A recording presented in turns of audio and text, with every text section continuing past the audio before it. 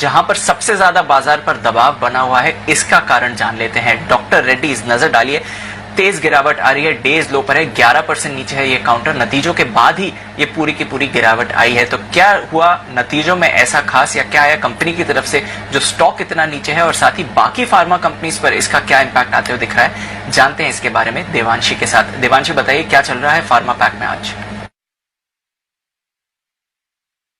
बिल्कुल दीपांशु, आप देखिए जिस तरह से डॉक्टर रेड्डीज के नतीजे आते हुए दिखे, सबसे पहले तो जो ओवरऑल नतीजे हैं वो अनुमान से काफी कमजोर आते हुए दिखे हैं।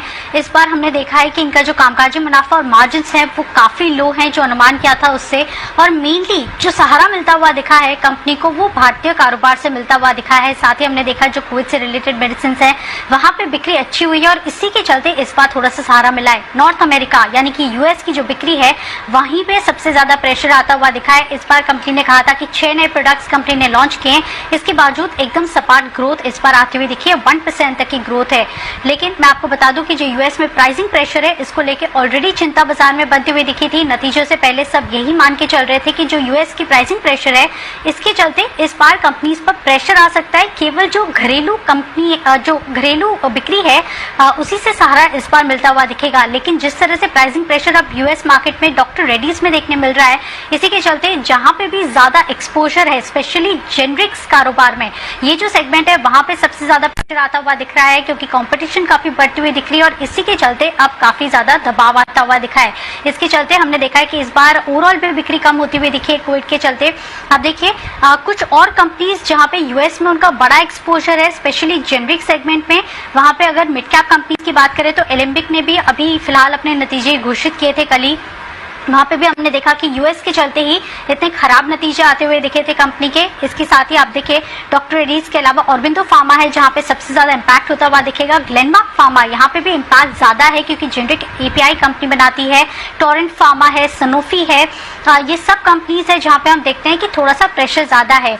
हर कोई ये बात कर रहा है कि सन फार्मा पर प्रेशर इतना ज्यादा नहीं आ रहा है, वो इसलिए क्योंकि ये ब्रांडेड जेनरिक सेगमेंट में ज्यादा है, हाई मार्जिन बिजनेस होता है, और इसी के चलते जो सन फार्मा है, लुपिन है, वहां पे थोड़ा सा कम प्रेशर आता हुआ दिख रहा है। लेकिन बाकी जो कंपनीज है जो प्योर प्ले जेनरिक है वहां पे अब ज्यादा प्रेशर आता हुआ दिखेगा, और सब यही अनुमान करके चल रहे हैं कि अब जो यूएस से सेल्स आती हुई दिखेगी या यूएस सेगमेंट की जो बिक्री है उसमें काफी ज्यादा गिरावट इस सेगमेंट इस तिमाही में आती हुई दिखेगी, और इसी के चलते आपको डाउनफॉल ऑलरेडी आता हुआ दिख रहा है सारी कंपनीज में।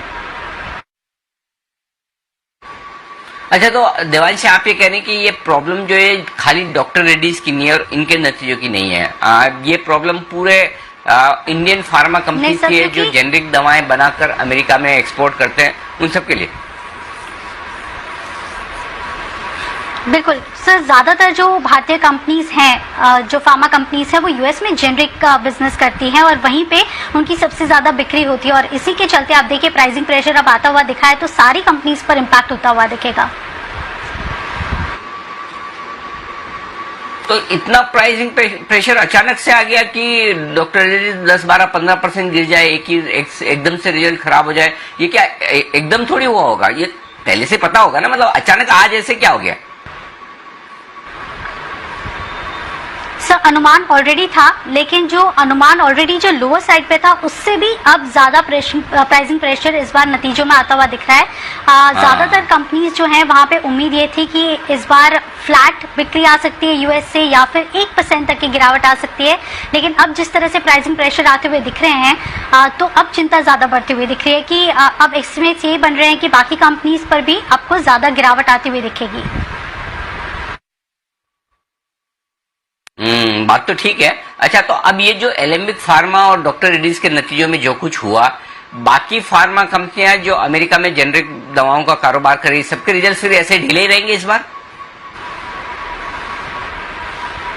बिल्कुल सर, जहाँ पे भी ज्यादा एक्सपोजर है इस बार जो सहारा मिलता हुआ दिखेगा फार्मा कंपनीज को वो डोमेस्टिक बिजनेस से होगा या फिर कोविड की जो मेडिसिन बिकती हुई दिखे हैं जैसे कि फेविपिरावीर था, साथ ही हमने देखा कि जो कुछ वैक्सीनेशन थे जो बिक्री होती हुई दिखी है, रेमडेसिविर है, वहीं से सहारा मिलता हुआ दिख रहा है। यूएस से कोई सहारा इस बार मिलता हुआ नहीं दिखेगा, और यूएस की जितनी भी कंपनीज में एक्सपोजर है वहां पे जो बिक्री है, मार्जिन है, वो इस बार कम आते हुए दिखेंगे। और इम्पोर्टेंट ये रहेगा हर किसी के कॉन कॉल में कि कौन से क्वार्टर तक वो यहाँ पे सुधार देखने की उम्मीद कर रहे हैं।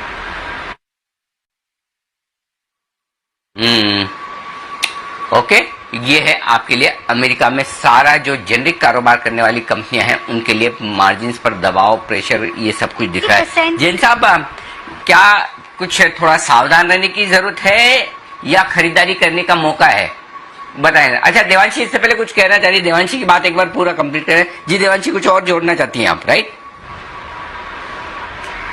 सो मैं ये कह रही थी कि ज्यादातर जो कंपनीज हैं वहां पे 30 to 35% उनके जो रेवेन्यूज हैं, वहां पे जो एक्सपोजर है वो जेनरिक कारोबार से आता है। जैसे कि मैं कह रही थी, सन फार्मा है, टेवा है, वहां पे थोड़े से ब्रांडेड जेनरिक हैं जिनका हाई मार्जिन होता है। तो इसी के चलते ये कुछ ऐसी कंपनीज हैं जहां पे बहुत ज्यादा आपको प्रेशर देखने ना मिले, लेकिन एलेम्बिक जैसी कंपनीज है जहां पे बहुत ज्यादा प्रेशर आता हुआ दिखा है, जो प्योर जेनरिक कंपनीज है।